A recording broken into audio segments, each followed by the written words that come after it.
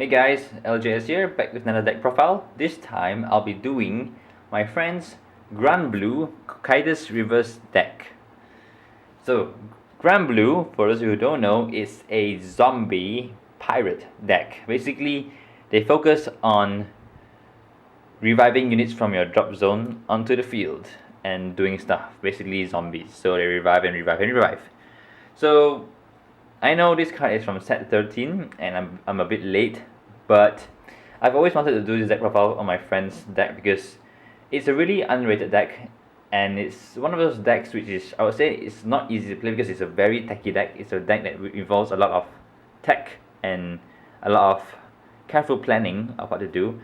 And yeah, it's one of those underrated decks that my friend plays, and it is his main clan and he plays it really well. So for those of you who watched my Team League Invasion coverage in Malaysia, this was my teammate this was the deck my teammate used when we played in the tournament, and well, he did pretty well. He was able to win games pretty consistently with this deck against other more meta decks, and well, we did pretty well, I would say. So despite not having much good reception, I would say that Granblue has its place in Vanguard, and for a skilled player, it is a really good deck.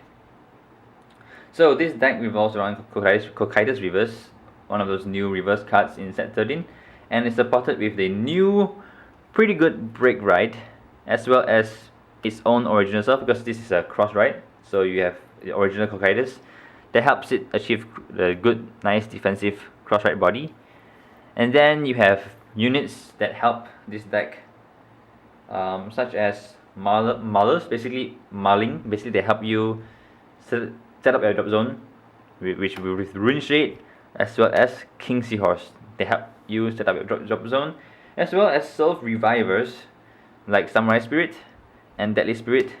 Basically, they revive from the drop zone. And finally, you have a new card that helps you gain advantage of, which is Strolling Sea Banshee. Wow, that's a mouthful. So with the general idea out of the way, let's get on to the deck profile. So for the starter, my friend runs Peter the Ghosty. His skill is... Sorry. Whoops.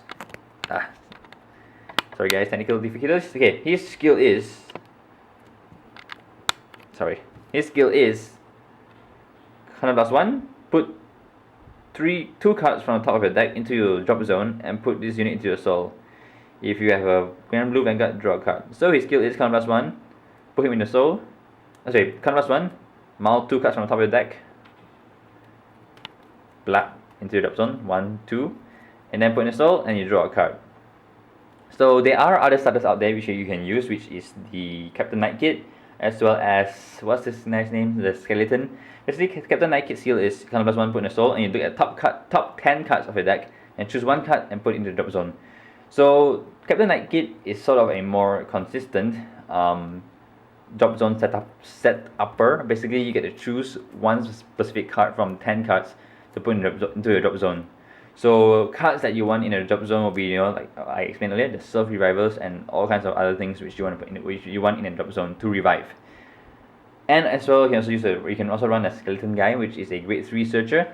So it helps you pull off your break ride more consistently.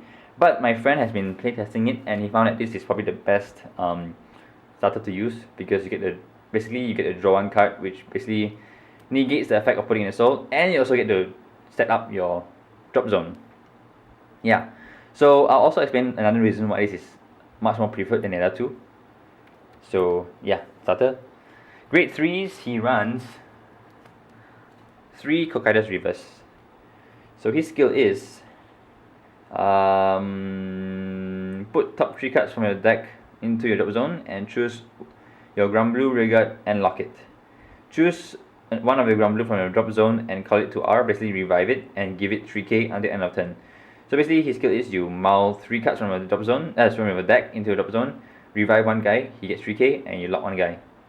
So he's a reviver basically. And the thing is, this is a very interesting card because it's similar to Luquia Reverse skill, as well as the Venus Flytrap Reverse skill, in the sense that you get to get a free call by locking 1 Whereas the other two requires you to counterblast 1. This guy helps you. His other cost is mulling 3. The other two, which is Lucia Reverse and Venus Flashlight Reverse, they give you a regards 5k, but this guy gives it 3k. So I would say that this is not really as good as the other two because you don't get the full 5k, and secondly you have to mull 3 cards. Mulling 3 cards has its goods and bads. Mid game and early game, mulling 3 cards is good because you get to set up your drop zone. But once this guy reaches late game, it is very dangerous to mull because you can easily deck out. So a lot of Granblue players, if they're not careful, they can actually mull themselves to death. Basically, they can mull cards from the deck into the drop zone until they deck out. So this guy is like a sort of a double-edged sword in the sense that early game, mid game he's decent, but late game he's sort of a curse. My friend calls him a curse. So yeah, you want to finish your opponent before you reach late game with this guy, because once you reach late game with this guy, you probably will not use his skill at all because mulling 3 cards can kill you, literally. Not literally, I mean not literally, just for the game. So yeah, that's your final boss, sort of. So next big tree he runs is the new MVP of Granblue, the Break Ride, Lord of the Seven Seas, Captain Nightmist. So this Break Ride, his skill is when a Granblue rides his unit, the Vanguard gets 10k, and you can choose up to 2 Granblue from your drop zone, call them to R, and those units gets 5k each until end of turn. And at end of turn, put those 2 units back into the drop zone. So essentially his Break Ride is, it helps you to get free calls for that turn. 2 free calls for that turn, and they both get 5k, which is very good. So imagine you Break Ride, you call out 2 units out, let's say in a column, you have a full column that has an extra 10k, which is pretty good, and you also get to revive 2 cards, but of course they die at the end of the turn now. So yeah, and there are some combos you can do with the Cocytus Reverse in keeping those revives permanent, which I will show later. Next, grade 3, he runs 2 of the original Cocytus. So he's one of those really classic old cards. So his skill is, when this unit is first skill, when this unit is placed on Vanguard circle, basically when you ride him, you can pay the cost of counterblast 2. If you do, choose a Granblue from your drop zone and call it to R. So basically when you ride him, you get a free revive or free call. His limit break 4 skill is those typical sort of vanilla limit break 4 skill is when this unit attacks Vanguard, it gets 5k until end of battle. So he's a pretty good 15k beater when you have 4 damage. And if you have a 7k booster, it's 22k to your Vanguard. Or if you have a 8k booster, it's a 23k beat stick to cross rides. So now this card is the whole reason why you want to run Chappie the Ghosty, because if you have him in your hand early game, you ideally want one right into him first. And when you ride into him first, you want to make use of his second skill of counterblasting 2 to revive something out. And since turn 3 is actually very early in the game, and you barely have time to actually set up your drop zone. That's why Chappie the Ghosty is useful, because he helps you set up your drop zone really early. So by turn 2, you use him, put 2 cards in your drop zone, hopefully they're good cards, and by turn 3, ride Cocytus, revive that unit out. So you have a free call early game, which is pretty good because early game advantage can have avalanching effects towards late game. So for grade 3s, this is the ideal case you want to do. You want to ride Cocytus, followed by Captain Nightmist, and then maybe Break Ride a few times with Captain Nightmist to get, just to push for, free revivals and, push with power columns. And finally you end with Cocytus Reverse Break Ride. So in this case, you actually achieve your cross ride. So if you have Cocytus in your soul, he's 13k. So cross ride is pretty good because it's very defensive. So number 1, you get a free call, generate free advantage. Number 2, Break Ride to push for power, and number 3, ride this guy for defense. Yeah, so that's the general progress, if you're lucky enough to draw them in the right order. So next for grade 2s, here's a card that every Granblue deck needs this, which is Ruin Shade. My friend runs 3, not 4. If you want to, you can run 4, which helps consistency. So his skill is, her skill is, actually it's a her. Put 2 cards from the top of your deck into your drop zone. When this unit attacks, if you have a Granblue Vanguard, you may pay the cost. If you do, this unit gets 2k at the end of battle. So basically, she's an 11k attacker if you mull 2 cards. So you want to have her early as possible, you know, as soon as possible, because you want to quickly set up your drop zone for late game things to do, you know, for late game plays. So basically, when she attacks, mull 2, she's an 11k attacker. A must in every Granblue deck, because she is very essential to help you set up your drop zone. So next, my friend runs 3 Blue Blood. Basically, he's a vanilla for the deck. So having vanillas is always useful because he's a 10k beat stick. Right him at turn 2, and it's a good defense. Revive him late game for a good, you know, 10k attacker with a 7k booster. You hit 17k, which is a sort of nice number against Vanguards. So yeah, pretty self-explanatory. Next, he runs Dragon Corrupt Dragon. I don't know why this name has 2 dragons in it, because maybe you want to emphasize his dragon because it's not obvious enough. But anyways, his skill is, when this unit is placed on R from the drop zone, basically if you revive him, he gets 3k until end of turn. So basically when you revive him, he becomes a 12k attacker for that turn only. So he's a very good target to revive when you break right. Because when you break right, he comes out, he's an 18k attacker. Sorry, 17k attacker. And with 17k, if you have a 7k booster, it's a 24k column which hits cross rights, which is pretty good. So he is one of those guys you want in the drop zone. You want him to be in the drop zone to revive, to push for some nice numbers. And for next, for the grade 2s, he runs 2 Deadly Spirit. Basically, he's a self-reviver. So his skill is, he activates in the drop zone. So Soul Blast 2 and choose one of your grade 1 or greater Granblue rearguards and retire it. If you have a Granblue Vanguard, call this unit to R. Basically, he revives himself by a cost of Soul Blast 2 and killing one grade 1 and above. So let's say you don't have you want a grade 2 attacker, but all you have is just some random grade 1s lying around on the field, and you have some soul to use. So he's in the drop zone. So you Soul Blast 2, kill this guy, and revive him. Boom. Okay. So yeah, that's why it's pretty. Self-revivers are pretty useful in Granblue decks because it helps you, you know, have more options of what to call onto the field. So let's say you don't have a attacker, you can revive Deadly Spirit. If you don't have a booster, you can revive what I'll explain later is Samurai Spirit. So for grade 1s, he runs the staple 4 Perfect Guards. Yeah, you would definitely want to have 4 Perfect Guards because Perfect Guards, well, for defense, you know, because now with the power creep, everything is hitting for large numbers. You want a Perfect Guard to defend yourself from all those crazy, powerful Vanguard rearguard attacks from all those OP decks out there. So yeah, 4 Perfect Guards, which is Gastrin, which is from set 2, which is very extremely rare. Yeah, I mean, I wonder why Bushiroad doesn't reprint all these Perfect Guards. They should actually reprint them. So next, my friend runs 3 Strolling 3 Sea Strolling Banshee. Yes.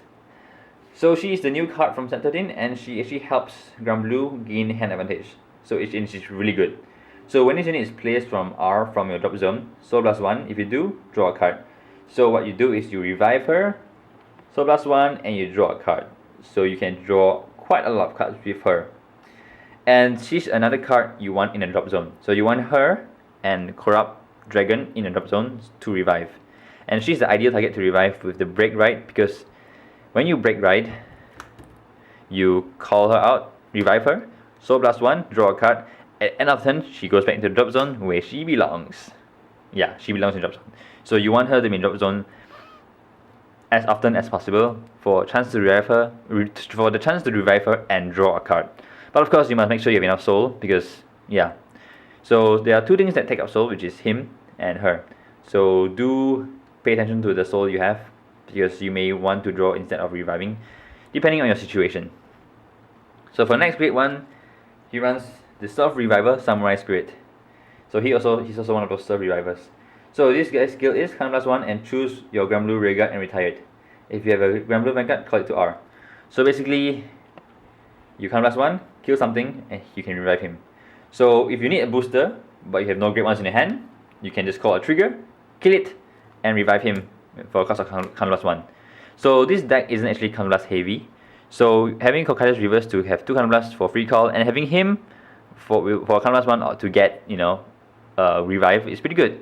And for example, let's say she's not in the drop zone, you know, you somehow manage to call her out from your hand, and you want her to be in drop zone. You can essentially just, you know, Counterblast 1, kill her, revive Samurai Spirit. Boom. So now she's in the drop zone, and you have swapped it up for a 7k booster, which is pretty good. Because 7k booster behind a 9k hits magic number 16, whereas a 6k, which is Banshee, behind a 9k does not hit the magic number. So yeah. Next, my friend runs 2 Dandy Guy Romario, the Grade 1 Vanilla. So why you run him? Because you want him to be behind your Cocytus reverse. Because when he is cross-ridden, 13 plus 8 is 21. 21k is a good magical number to hit 11k Vanguards to push. So yeah, that's why you run him. And he's also a pretty good guy to revive. Finally, he runs this a pretty interesting tech he used, King Seahorse. For those of you who don't know, it's a promo card, so it's not easy to find. But essentially, he's a Flame of Hope Iremore, not sure how you pronounce it, but basically he's a clone of Iremore from Kagero. So his skill is when an attack hits during battle, this unit boosted. So basically, when this guy boosts something and it hits anything, you can discard a card from your hand and then draw a card. So as you can see, okay, basically he is a Chappie the Ghosty replacement. For those of you who don't know, Chappie the Ghosty is one of those cards that most Granblue people use to set up a drop zone. Basically, he's a grade 0, 10k shield. When you call him to Guardian Circle to guard, you can look through your whole deck, choose one card, and put it into the drop zone. So Chappie the Ghosty is a very, very, very consistent drop zone setup. But you need to throw him into the Guardian Circle. So essentially, you're minusing one card to set up a drop zone. Whereas with King Seahorse, he's a 6k booster, so that's why you need to run vanillas, so you get attack for 16k. So basically, you put him to boost any column, attack a rearguard or vanguard, and if they don't guard, it hits. Let's say you have some cards that you want in a drop zone in your hand. Let's say you have Banshee, you have Dragon in your hand. Let's say you have him in your hand or him in your hand. Okay, when the guy boosts and hits, you can just discard one of them into the drop zone and then draw a card. So in the end, you set up your drop zone without shrinking your hand size. Your hand size still stays the same. So sometimes you draw into cards you want in the drop zone, and to get them into the drop zone, you must use them to guard. You must throw them away for guarding. And sometimes you don't even want to guard because you want the damage, or you don't mind them killing your rearguards. So King Seahorse opens up another option where you can set up a drop zone pretty easily, because now you know what's in your hand and you know specifically which card you want to throw away. So if his attack hits, drop a guy you don't want in the drop zone, draw a card. Now your hand size is still the same, and you may actually draw into something else that you want. For example, let's say your hand, you need Cocytus reverse, or you need a Night Mist. You use him, draw. So you do two things. You set up your drop zone and you filter through your deck for a card you need. So that's why King Seahorse is a pretty interesting tech to use. And I would say that my friend, after playing with this deck, he prefers this over Chappie the Ghosty, because Chappie the Ghosty is a grade 0. So it kind of messes up with your grade ratios and you may potentially get grade stuck. But with King Seahorse, it's a grade 1. So your grade ratios can still stay consistent and you can still avoid getting grade stuck. So for triggers, he runs 8 critical triggers. You definitely must run Rafshi Banshees, because her skill is basically a psychic bird clone. Put her in the soul, draw a card. So she also helps you filter through your deck, and she helps you build your soul up for Strolling Banshee. Because Banshee, she needs you to Soul Blast to draw a card, and she can help you build your soul. Then he runs 4 draws because you want to draw some cards maybe that you need, and 4 heals. Pretty standard trigger lineup. So Whoops, 20 minutes up. So as I mentioned earlier, there are ways where you can, have certain smart plays to make his break right call permanent. So for example, let's say it is early game enough, and then you want to use, and you break right Cocytus reverse over, let's say you break right Cocytus reverse. Okay, and break right skill, you revive two units. Let's say you revive him, and let's say you revive Banshee, and let's say so now let's say you want to keep them permanent, because let's say it's pretty crucial for you. You're running up hand, you want free calls, and since you write into Cocytus reverse, there's no more break right for you to do, and you want them to be permanent. Use a skill, lock it, and revive something else. And due to the locking rulings, for those of you who don't know, when a unit unlocks, he loses skills that he had previously. Basically, skills that were placed on him previously. So, break right skill places a skill on them where they must retire. But if you lock it and then you unlock it, the need to retire them is gone. So here you have a free unit. Just like that, locking and you get a free unit. So let's say you break right and it's still early game enough, you can lock him, revive something, lock him, and then revive another guy. So in the end, you got 4 free units, just like that. 4 free units without using your hand, and 4 units for free is really good. And let's say you revive Banshee, you get to draw 2 cards. So in this turn, you get a +6, just like that, which is pretty good. Or let's say there's another way you can draw lots of cards. Break right, revive 2 of them. Then you use where's that guy? You use Samurai Spirit skill, kill 1, revive him. Then use Cocytus skill again. Lock, call another Banshee. Lock again, maybe if you want to lock again, you can call another Banshee again. So in this turn, when it unlocks, you essentially have 1, 2, 3, 4, 5, 6, 7 free cards. 3 draws from 3 Banshees if you revive 3 Banshees, 2 from the break right skill, and 2 more from Cocytus reverse skill. So in the end you have 7 free cards plus 7, which is pretty good. So so this is the Cocytus reverse deck. It's pretty fun deck to play, in the sense that you must really think of how to set up your drop zone, and you must really think of what to revive and what to consider. Also, do keep in mind, these things is that you have soul blasting and you have healing. You can heal from heal triggers. In this deck, you must really pay attention to what you soul blast and what you heal, because let's say your damage zone has some random units, triggers, and etc. in your damage zone, and let's say you heal.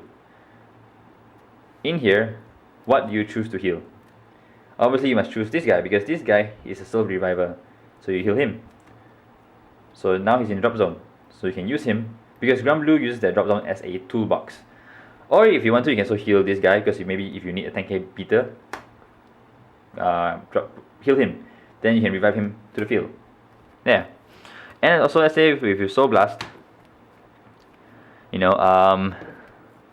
let's say you have some random units in your soul, like this. And let's say you revive Banshee and you want Soul Blast 1 to draw a card. So now, look through your soul. Which units should I Soul Blast? Well, you can Soul Blast. Don't Soul Blast him, because he's not really that useful unless you want to revive him. But you can Soul Blast him or him or him, because this guy is a Self Reviver. You want to Soul Blast him.